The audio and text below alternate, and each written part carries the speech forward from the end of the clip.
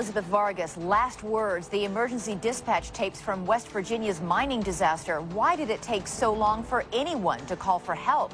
An ABC News exclusive. I'm Bob Woodruff in Israel. Tonight, Prime Minister Ariel Sharon fighting for his life.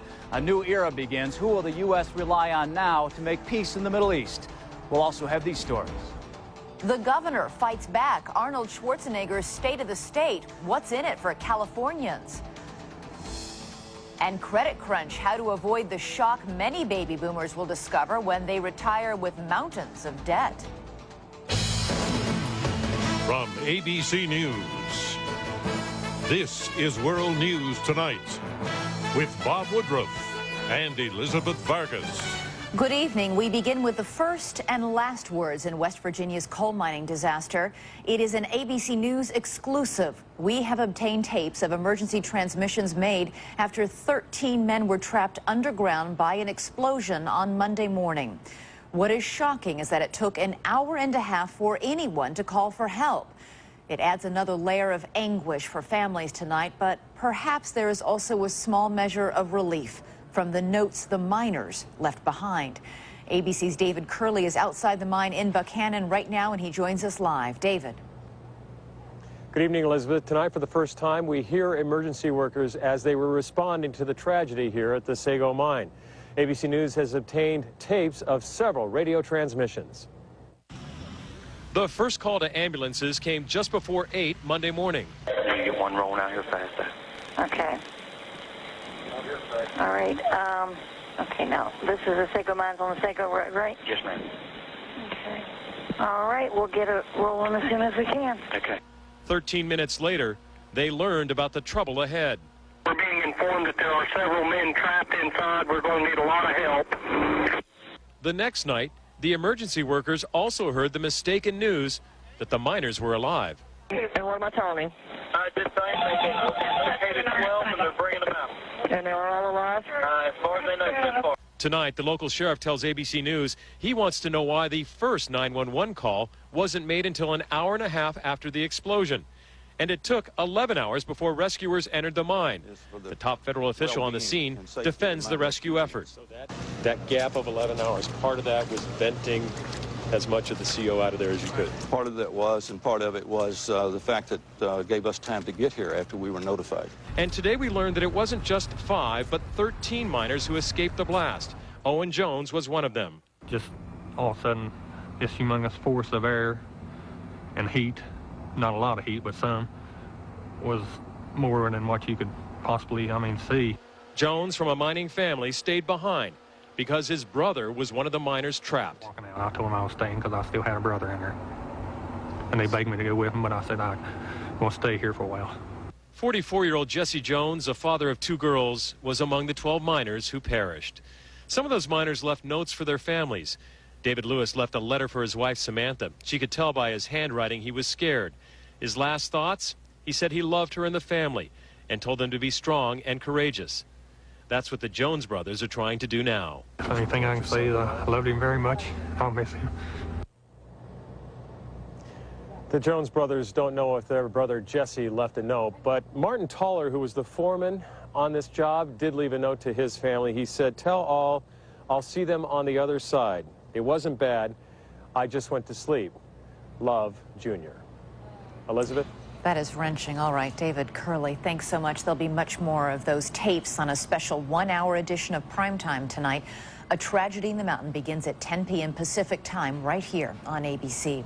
And now to the only miner to survive that disaster. 26-year-old Randall McCloy is not doing as well as doctors had hoped. While his vital organs have responded to treatment, McCloy has not emerged from his coma.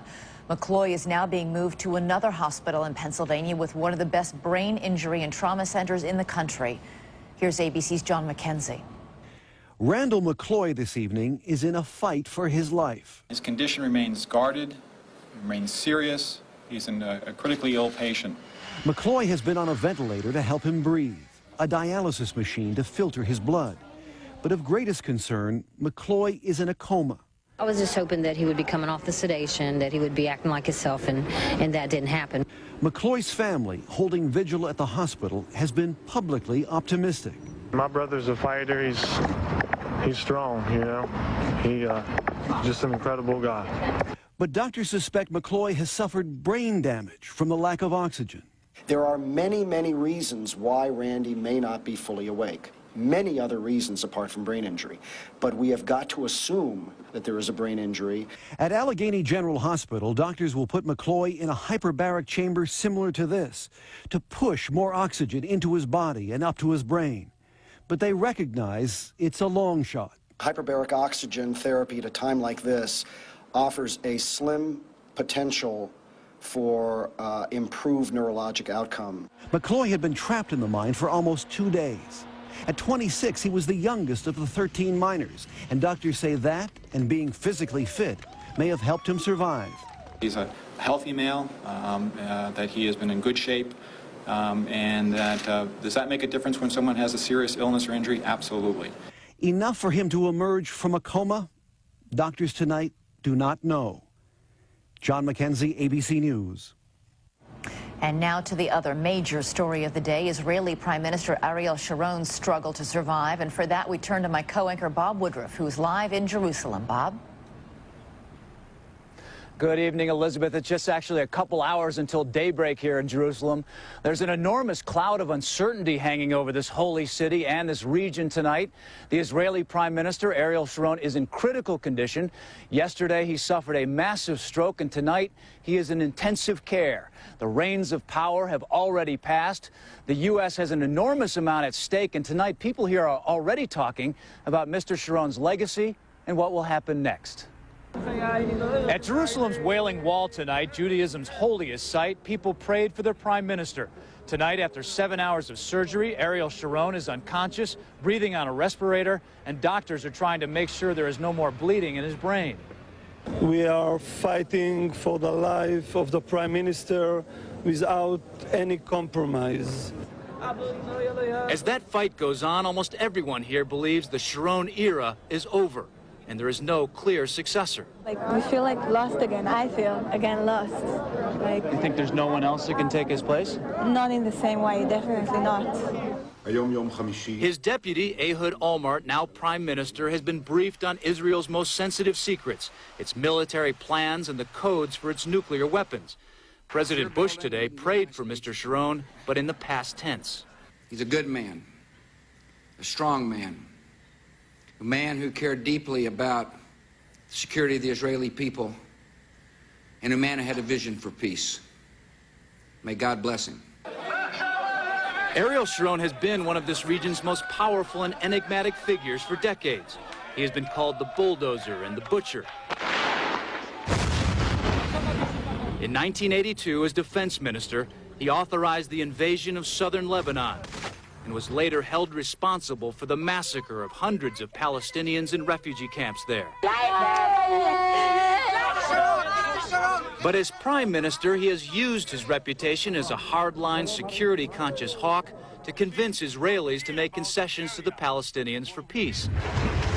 He was the first to dismantle Israeli settlements in the Palestinian territories, unilaterally pulling out of Gaza and parts of the West Bank. It is widely believed Sharon planned to remove more settlements. What happens now is unclear. This is bad for the peace process because Sharon was moving slowly, and he may not have been moving to the direction that the Palestinians wanted, but he was moving.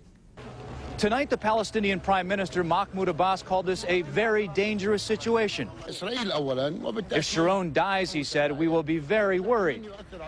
And Sharon's policies have angered many conservative Israelis, who tonight wished him the best, but are hoping the country changes course without him.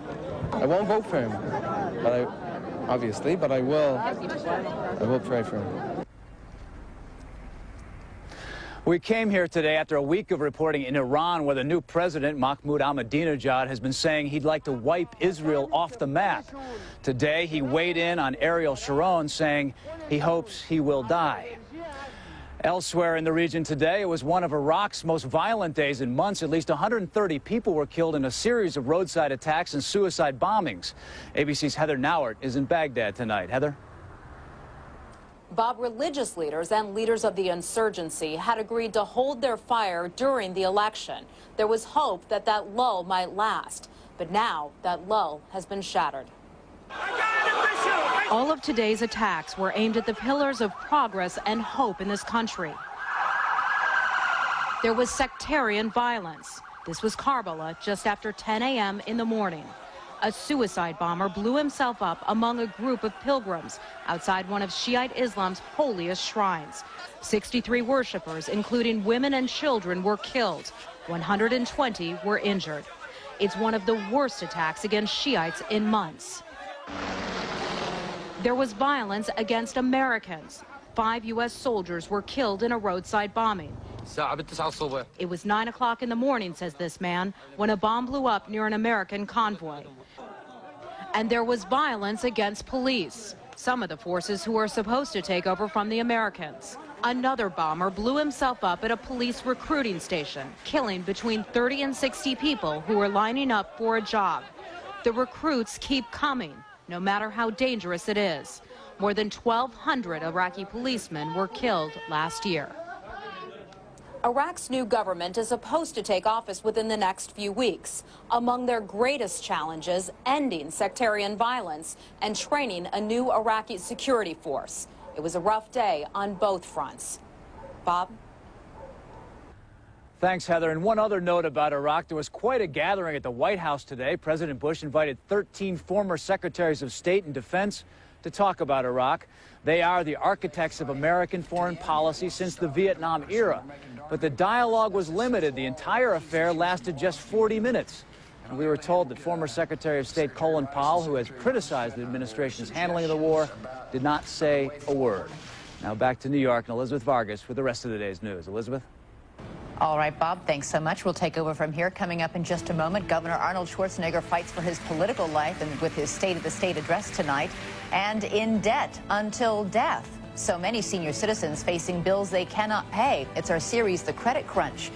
And it's called The Greatest Show on Earth. So why is it getting a makeover? The circus enters a new era. This is World News Tonight, brought to you by Prescription Singulair.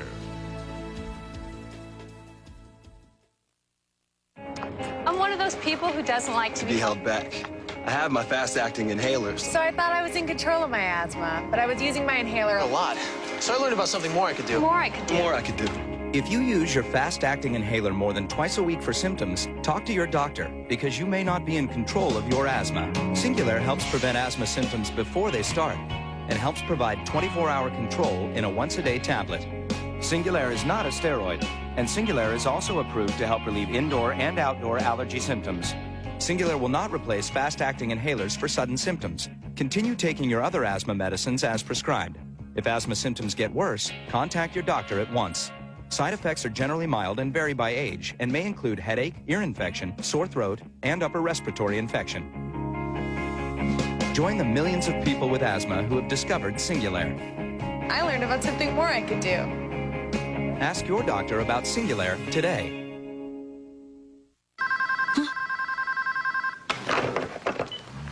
Hello? It's your wake-up call. Wake-up call? That's right. You have gained 10 pounds, at least. Not so peppy anymore, huh?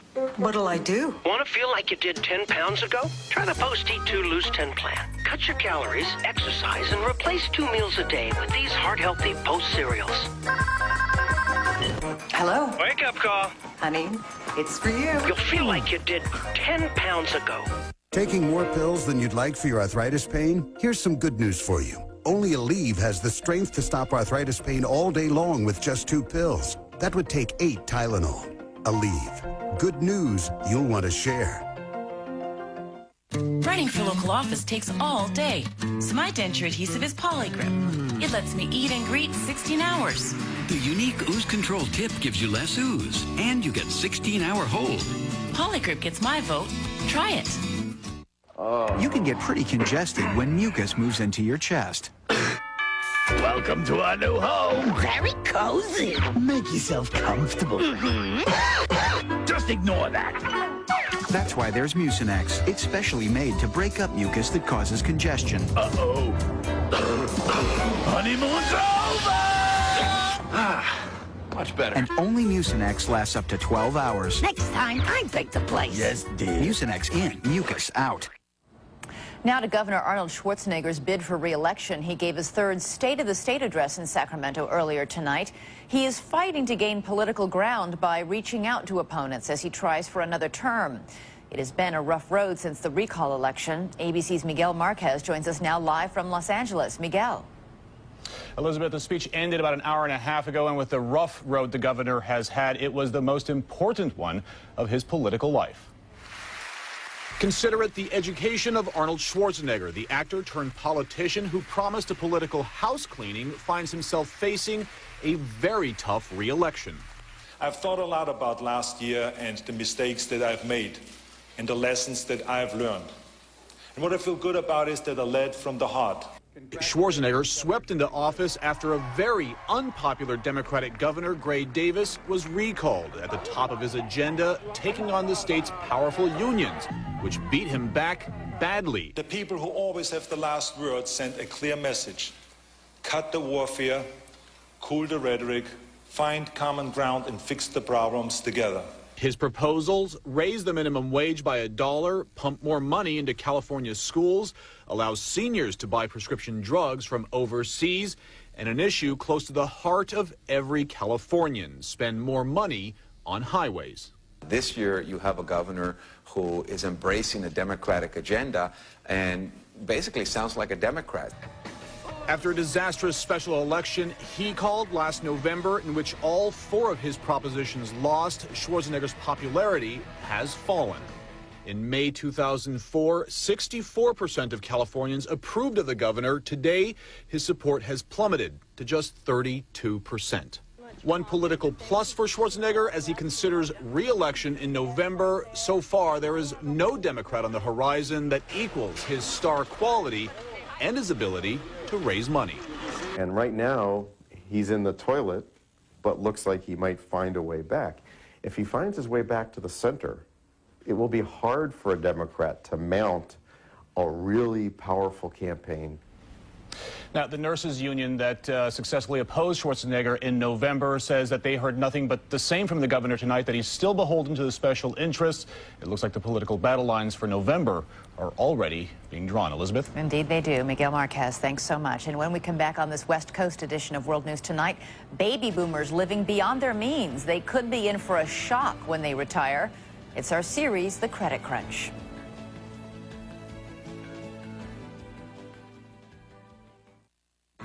Want to know a secret? For some adults, today's lunch is A3. And this is what some grown-ups think it means to eat their vegetables. That's why there's Delicious Ensure, a source of complete balanced nutrition with protein, 24 vitamins and minerals, food energy. Have a delicious shake for lunch or as a pick-me-up anytime. So even if you don't always eat right, you can still eat smart. Drink Ensure, nutrition for a healthier you. We asked Lindsay Allen how new Ambien CR helped her with her sleeping trouble. Well, there you are. New Ambien CR has a controlled release formula in a 2-layer tablet. The first layer dissolves quickly to help you get to sleep fast, while the second layer dissolves slowly to help you stay asleep. So you can wake up and get ready for your day. New Ambien CR is one of many treatment options, in addition to lifestyle changes, that you and your doctor can consider.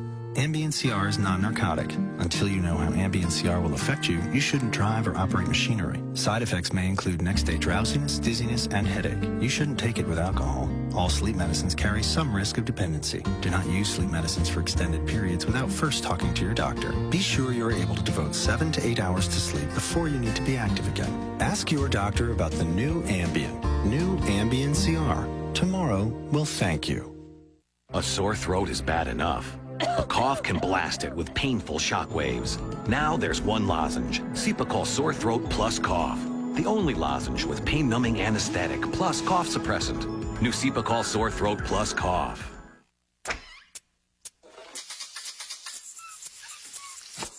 Add a capful of Mrs. Dash and watch your dinner move. 14 natural herbs and spices, no salt, no MSG. It's a deliciously bold way to give the same old a good shake.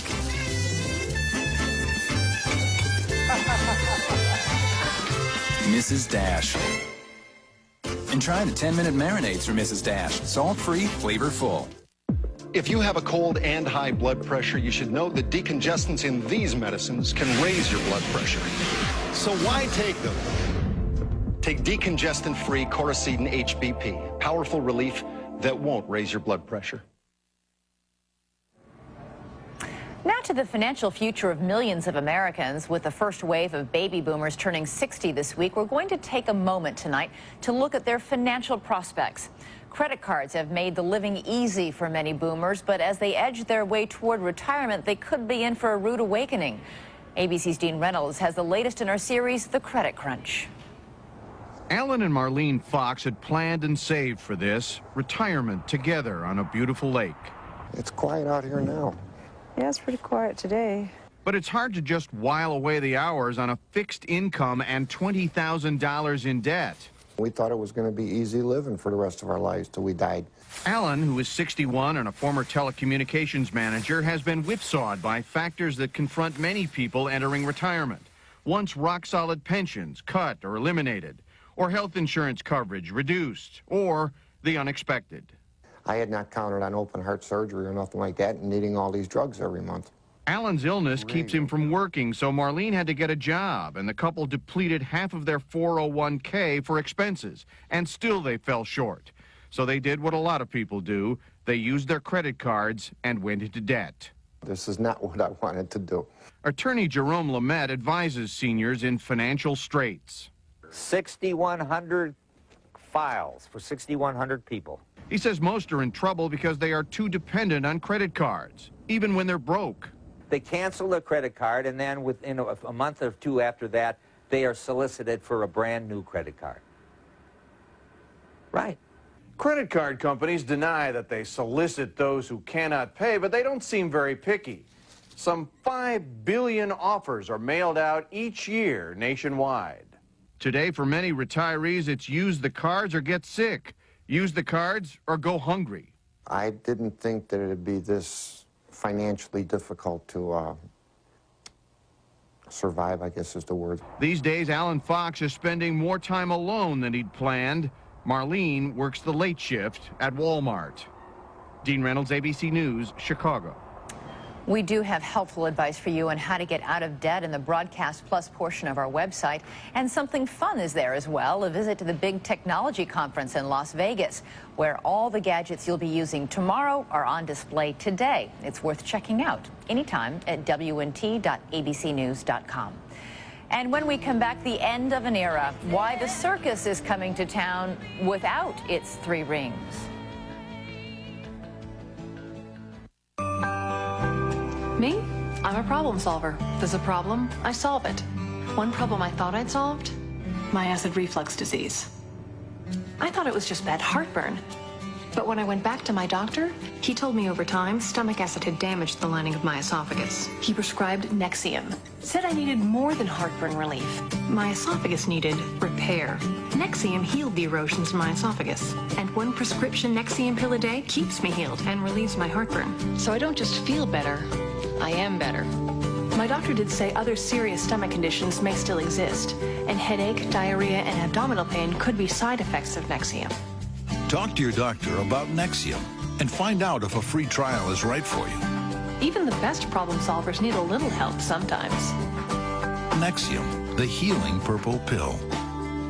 If you can't afford your medications, AstraZeneca may be able to help.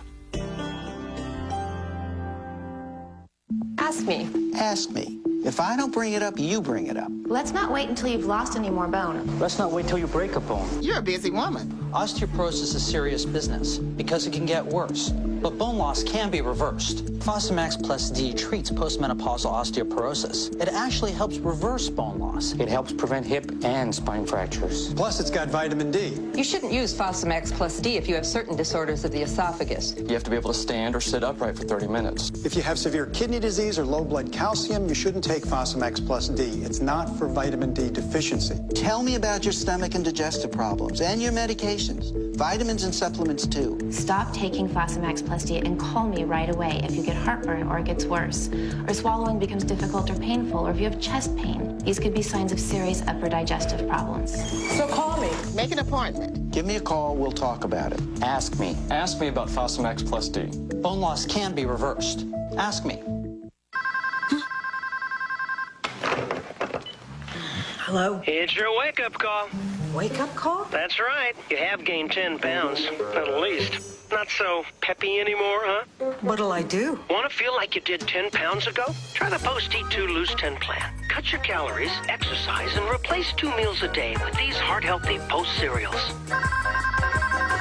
Hello? Wake-up call. Honey, it's for you. You'll feel like you did 10 pounds ago. An American tragedy. Husbands, fathers, trapped 2 miles deep inside the dark of a cold mountain. Now, Primetime's cameras bring you in for the dramatic moment-by-moment mission to try to rescue them. New details. A tragedy in the mountain. A special Primetime tonight. Finally tonight, the greatest show on earth. For nearly 100 years, Ringling Brothers and Barnum and Bailey Circus has entertained crowds with dancing bears, elephants, and anything else they can think of to get a gasp. But it is now the 21st century, and it takes a lot more to wow audience these days. ABC's Jeffrey Kaufman took a peek under the big tent at the Circus of the Future. It opens with the same old extravagant claim. Welcome to the greatest show on earth! But it's not quite the same old Ringling Brothers and Barnum and Bailey circus. Look down on the floor. This circus has no rings. Well, there is that new round video screen that captures the action up close. This is an American institution, 136 years old. It has only survived and thrived through change. And what a change. Barnum and Bailey introduced the 3-ring circus in 1881. Check the dictionary. Circus is Latin for ring. 50 or 100 years ago, when the circus came to town, the mere presence of the glittering costumes, the elephants, and the acrobats was enough to dazzle people. Now, though, it seems they expect a lot more. These are the kids of the computer generation, Xboxes and iPods. So the owner's 27-year-old daughter has overseen an overhaul. Everybody's plugged into video games, so we got a video screen this year, which every kid can relate to. If there is an elephant in the room, besides the ones on stage, it is this.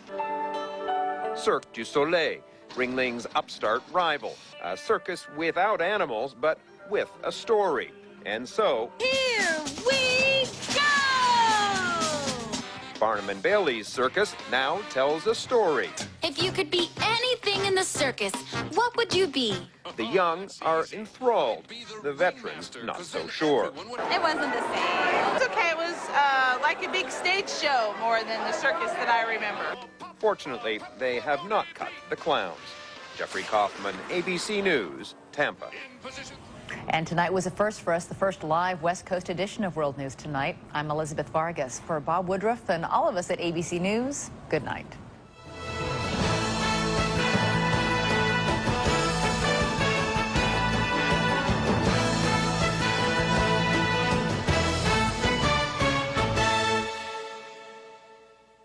ABC Tonight, the competition is on. Who will rise? Who will fall? Who will be crowned dance champion?